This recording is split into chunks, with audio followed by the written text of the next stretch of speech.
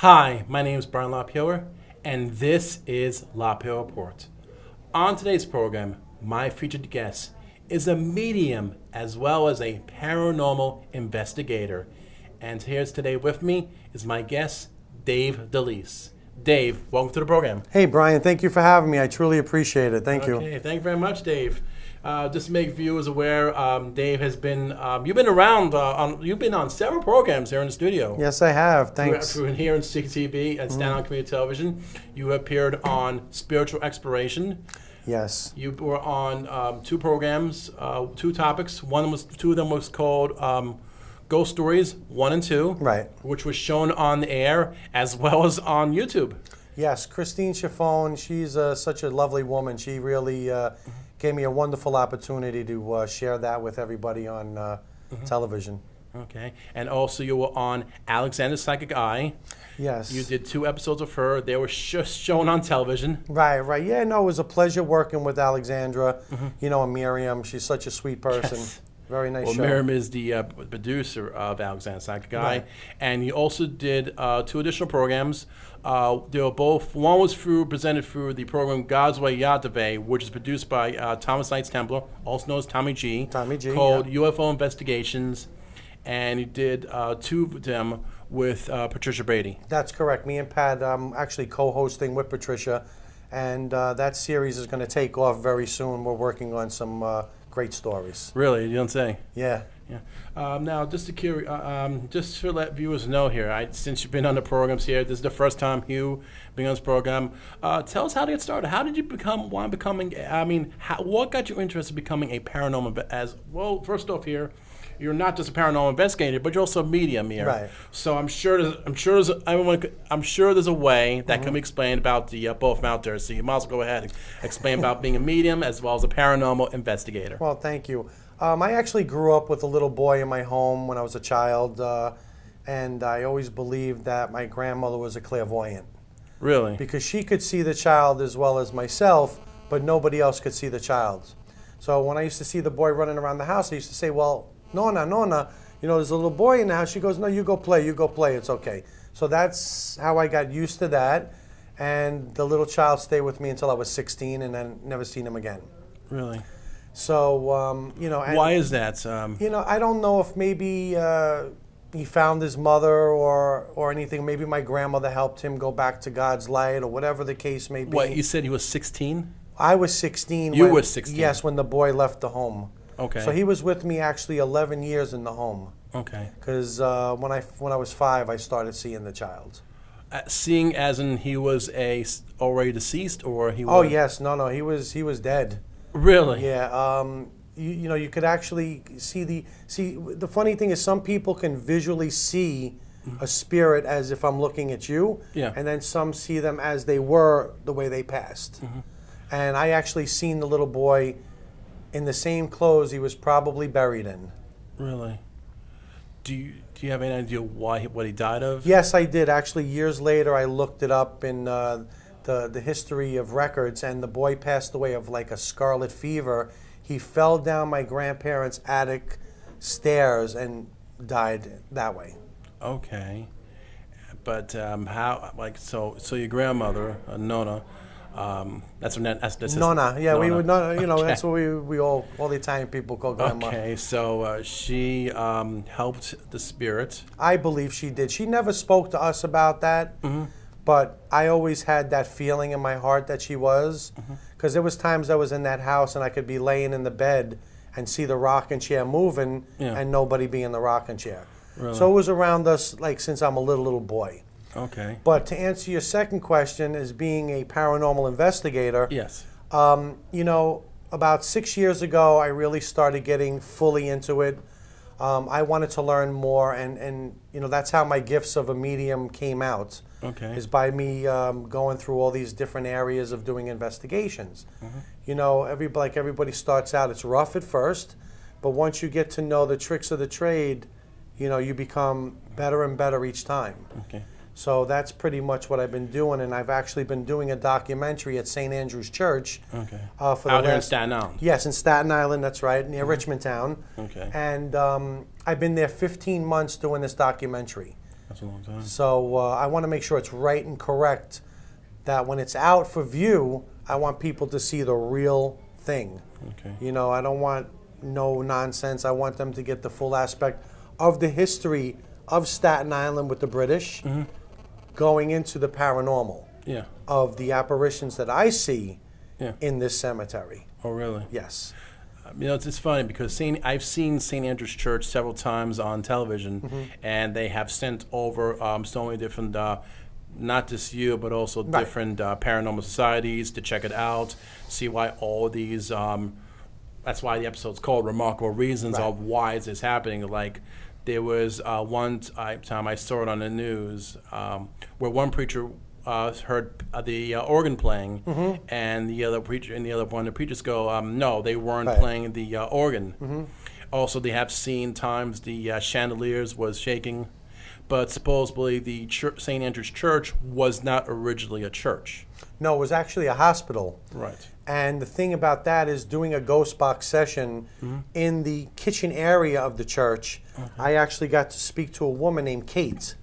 Kate. And Kate was actually the woman who attended to the wounded soldiers, because in the back of the hospital, not church, I'll say hospital, Right. there was a fort Yeah. where I actually found the foundation of the fort and some tombstones next to the foundation. What's Kate's last name by chance? Do you know it? Pardon me? Kate's last name. No, I don't know. I wouldn't even know that unless I looked it up in records, and I don't even know. That's a lie. I spoke with somebody at the church. Okay. And I was going to get the records, but there was a fire in the church back then, Yeah. and they lost the records from like 18 something to 1920 or 30. Okay. So any records that I was able to view Yeah. is of everybody who's buried in there now. Because it's weird. I felt the last name Billop for some reason, because the Billop family. Right. No, then- no. Christopher Billop, that's a whole different story Right. altogether. I mean, I've done investigations in the Yeah. Billop house as well. Because believe it or not, in Staten Island, there are several places that have been known to have paranormal activity, such as Definitely. especially the Creature Mansion, The Crenshaw Mansion? Red Mansion, Yeah. the Seaview Hospital. There was like a farm, colony farm, The farm colony, yes. farm colony. I've done all of them. Yes. Supposedly, I heard a new one. Now there's something in the Greenbelt. I've Well, heard. there's always been something in the green belt. I mean, these Yeah. are just things that people are finding out now. Mm-hmm. You know, what people don't realize is Staten Island is probably one of the most haunted areas in the world. In the world. Really? I mean, I've been just investigating Staten Island for the last 3 years, Mm-hmm. and I've seen things that would make your toes curl. Really? And trust me, it's amazing. And all those places you spoke about. See, you know, the farm colony. Yeah. Remember, there was a lot of people in that place. Alice Austin, Yes. famous bank robber, Right. Willie Sutton, who Okay. hid out from the police. So, you know, Also, Fort Wadsworth out here in Staten Island. yeah. There was also the Conference House over in Tonville.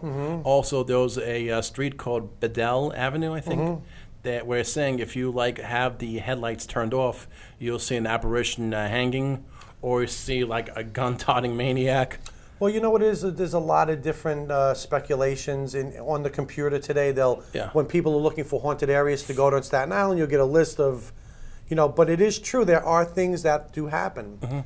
And to tell the honest truth, that's how I actually found out about the Vanderbilt Yeah, tomb. right. The Cornelius got spawned by Cornelius Vanderbilt. When I took a photo there, it was amazing what I got on the photo. Really? But I'm saving that photo for my book. Okay. So, you know, when I... There is a book coming out? Yep, there's going to be a book Really? coming out probably by September about paranormal experiences I've just seen and been through on Staten Island. That's not even including places like the Shanley Hotel that I've been to, Penhurst, you know, Lizzie Borden's house. Right.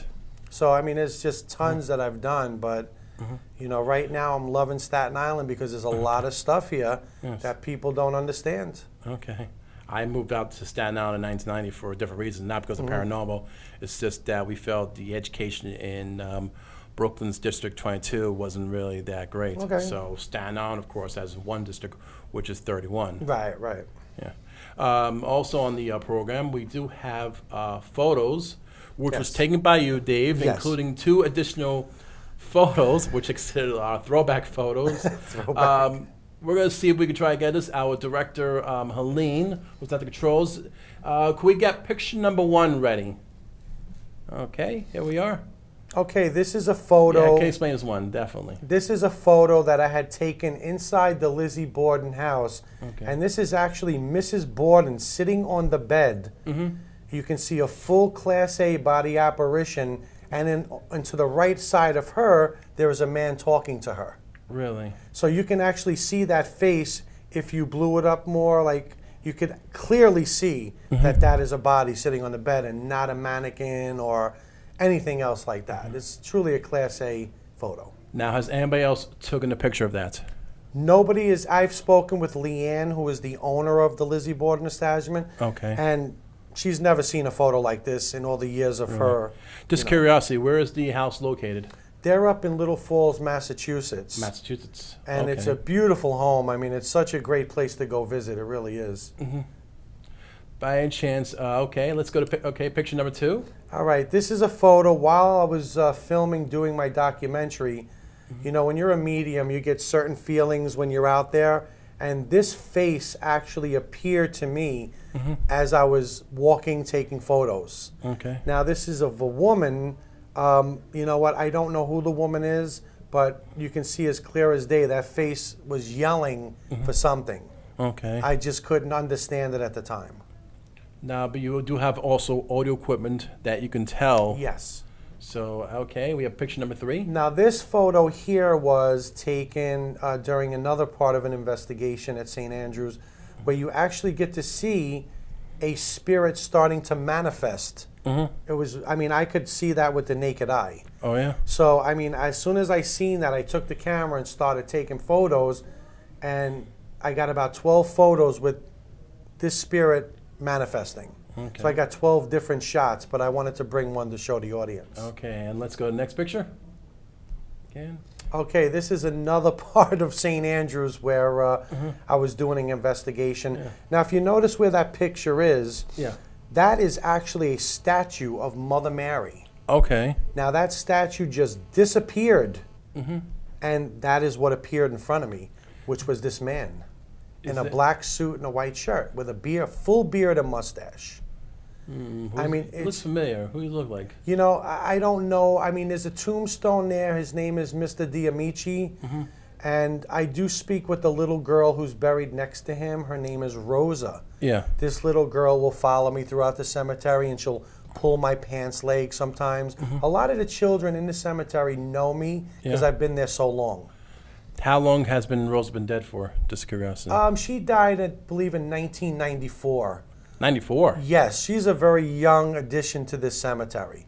But you know, Okay. Can we go back to okay? Well, no, it's explain. I'll explain. This is a throwback Thursday. Okay. Well, let's wait. This picture right here, the last picture. Before we go to Throwback Thursday, this picture right. So you're saying Rosa. Rose is a little child who follows me through the cemetery at night. She'll talk to me sometimes and tell me how she's feeling. Yeah. But all these spirits at But you said 94. I mean, so how did they get permission to bury somebody in 94? because this is a church. You can bury tomorrow. If you die tomorrow, you can get buried. Oh, really? Yeah, I even told the priest, I said, if I drop dead tomorrow, I want to be buried in St. Andrew's Church. Okay. The reason being is because I know all the spirits in there.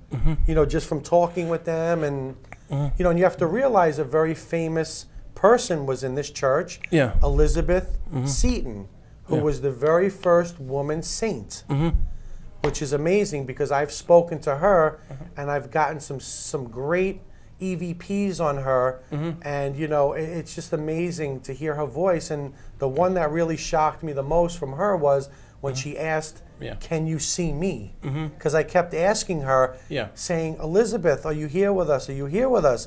And then all of a sudden, I picked up, "Can you see me?" Yeah. So I thought it was kind of really cool to be able to catch that type of an EVP from somebody that famous. But there's been times I've been with teammates in the basement, which is the catacomb area, Gotcha. where I've had one person who was with me, Jeannie, who helped me start the team originally when we first started out. Yeah. There was a spirit in the catacombs that looked and just said, "Hey, Jeannie, get out." And I had to, you know, I'm saying to myself, well, how the hell did he know her name? Yeah. But spirits know everything. Okay. Now, let's go to the next picture. If we could dissolve over. Oh, here we go. Throwback Thursday. Yeah, that was many moons ago. I would say Yeah. a good 30 years ago. Yeah. Because I just turned 50 last week, and you were at my party. Thank Yes. you for being there. You're welcome. As well as Thomas Knights Templar, Tommy G. Right. But the funny thing was, this was our. Explain this one. This is 166 Schoolyard in Astoria, Queens. Yeah. We used to have basketball games, full courts, night and day. Yeah, and I see you wearing the traditional shorts over sweatpants. Oh, you know, that's how we rolled back in those days. Yes. Well, you know, it was Of course, I'm sure a lot of people sing Goonies. Yeah, definitely. Yeah. That was Yeah. me. I was a part of the Goonies. Yeah. I was waiting for Chunk. And what's next? We have one more picture. The final picture in the show. Oh, this is my buddy, Yeah. Mr. Kane Hodder. Yes. Kane I met about 15 years ago at a Chiller convention, Yeah. who plays Jason Voorhees in Friday the 13th. Gotcha. And him and I have become friends, and we've stayed friends since then. I still speak to him to this day on Okay. Facebook. Just curiosity, what does Kane how to do now? He's still acting. He's doing a lot of films. You know, your best bet is to go onto YouTube, type his name in, or Netflix, because he does a lot of movies. Yeah. Some on the B side, you know, B-side horrors, but he's still a great actor. He's still, you know, he's still up on top of things. Okay, and we have no more pictures after this. No, here. that's all right. That's all right here. I don't mind. So now with the paranormal, okay. So once St. Andrews has been complete, you of course will become an author, have a book about it. Right. What's next? What's next? Okay, well, hopefully, I'm also writing a book on orbs. Yeah. Which is a very touchy situation in the paranormal world. Okay. You know, you have people that believe them, that don't believe them, that say they're dust particles and moisture. And I can totally sympathize and agree with a lot of paranormal experts out there. Okay. But, you know, what I've seen and photos I've taken of them, when it's talking to me as I'm taking photos of it, I know it's not dust. Yeah. So I have to come up with a scientific theory on how that's not dust particles to being a spirit. Right. So I'm working on that now. Okay. So hopefully I'll have that information for everybody when the book is done. Now let me just ask this, relaying back to what you said in the beginning, that you said your grandma Nona, of course, you know, made contact with a spirit who died of scarlet fever. So basically, on your ability as a medium, you could basically detect any spirit nearly any time of the day. Yes, if I'm feeling that person, yes, absolutely. Matter of fact, when we were in the studio last week, I happened to see a man walking through the back door Really? of the Studio A. Really? So I was, you know, telling Tommy Do you G recall about what that. the spirit looked like? Yeah, it was just a man in a regular, like it looked like a blue jean jacket and jeans, and you know, he had pretty long hair, and you know, it was probably somebody from the 60s or 70s who passed away. I don't know if it was I don't think it was bladed to the studio because... No. No. Whatever was here back in the 60s and 70s, I don't know if it was. It probably was this Tom Warner property, or Right. whoever the property owner was. Right. By any chance, since you are a medium, do you see any spirits here in this Well, room? actually, earlier I did in the hallway. I seen a little child. A low child? Yeah. But this one was dressed up in like clothes from 1800s. In here in this building? Yes. Really? Yes. Do you suppose the spirit got lost and... Well, you know, a lot of times mediums and people who have abilities to send, you know, people to the light, to God's light, actually, Yeah. you know, we have that gift to do so. But remember, they can still come back at any time, you know, so it's not like a one-shot deal where you go.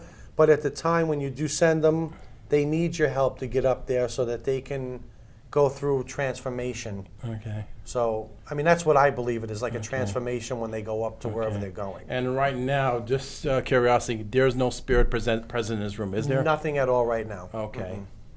Okay, at least it's good. What about now in the controls by now? Do you see anything? No, everybody's good over there. Helena's safe. Okay. There's nobody behind Helena. Helena. Just curiosity. So the medium gift is something you inherited, correct? You know, it's so weird. People ask me all the time because sometimes I just come up with stuff like that. And Yeah. I don't know if it's been with me for generations, but I do know my grandmother was a clairvoyant. Yeah. Only in the last 2 or 3 years, since I know Tommy and all these healers here Yeah. that I've met through the studio, they've told me my gifts are amazing, that I have very high gifts. Yeah. So I'm learning still a lot of what these gifts are. But the main thing to me right now is I can actually physically see and speak to them. Okay. So that to me is plenty enough of a gift right now. Okay. Because I'm still trying to grasp that. Okay. You know? Just curiosity, do you expect a plan to teach people how to open up to the gifts by any chance? You know, I would love to do that at some point in time, but I'm going to be selfish right now. Okay. And I'm going to eat up the paranormal world because I truly love it. I truly love being a part of it.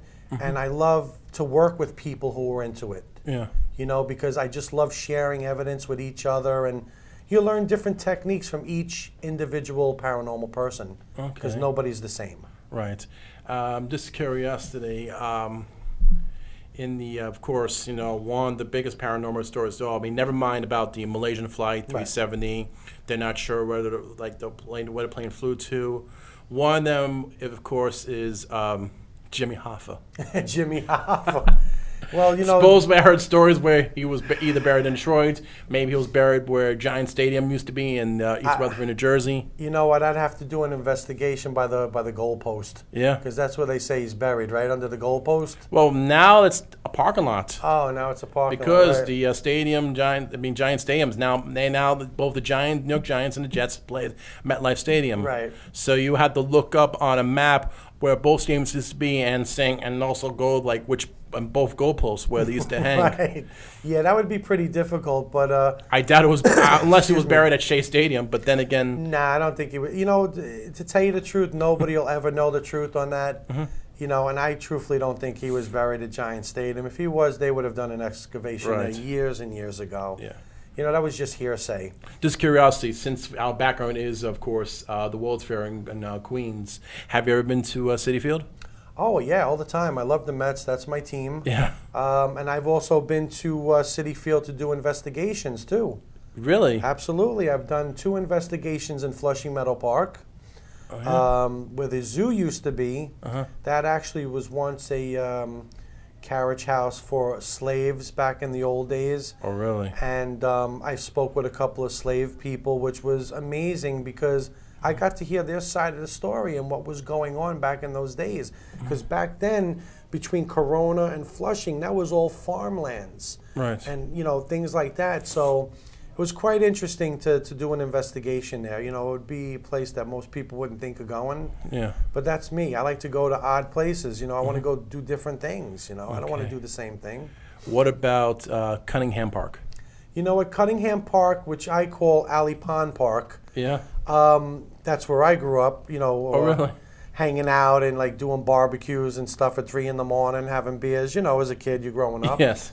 But I've never done any investigations in there, but there are a lot of strange things that went on there because you had Creedmoor, Really? which was not even 5 minutes away from the park. Really? So God, where those baseball fields are, God only knows what went on in that hospital. Okay. You know, you're talking the same thing like Willowbrook. Yeah. You know, if it wasn't for Geraldo Rivera, Yes. you know, breaking in on that story, Yeah. you would never know what happened. That's true. But just remember all the deaths that went through, you know, and the abuse of the children and everything else. You know, all those spirits are roaming. Yeah. You know, and then you had the Andre Rand murders back in those days, and they found that poor kid on the grounds of CSI. Yeah. A girl. Yeah, it was Jennifer.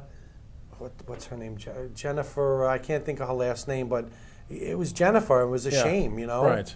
And then you know, it's just a hard thing to deal with. But you know, Yeah. it is what it is, you know. But spirits are definitely here. They're roaming around by the hundreds. Yes. You know, so this is what gives every paranormal investigator a chance. But a lot of people like to go away and do things in different, you know, parts of the country. Like I've done investigations in the Mayan ruins in Peru, Yeah. Mexico, you know, and when I'm ready to air those, I'll air them. Okay. Speaking of mediums, do you have any tips out there for anyone that's a medium?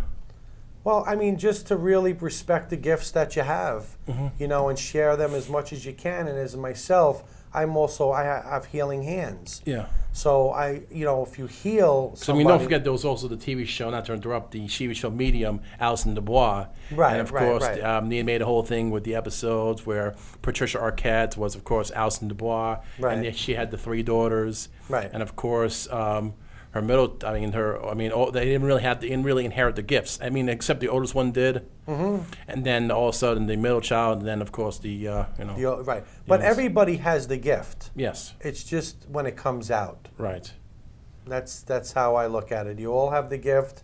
Mm-hmm. Don't be afraid of the gift. And if you have questions, please ask the questions to anybody. If you know anybody who's a medium or anybody, or look it up online. But always ask the questions and don't be afraid of it. Okay. Time's definitely running out, Dave. I definitely thank you for coming on the program. Thank you so much for having me, If Brian. anyone I out there appreciate it. wants to make contact with you, how can anybody do that? Please, you can email me at ghostlyspirit12@gmail.com. Or if you want to see any videos of investigations, you can go to my YouTube page and just type in Dave DeLeese. Okay. And my name is Dave DeLeese from Paranormal Dreams. Okay. If anyone out there wants to make contact with me, they could write to the studio or email me at lapierreport@gmail.com. I would like to thank right now Hunley Bachiri, the staff and crew of the studio, and the accounting firm of AJC Advisors. To the viewers, I'm Brian LaPierre, and this was LaPierre Report. Thanks for watching.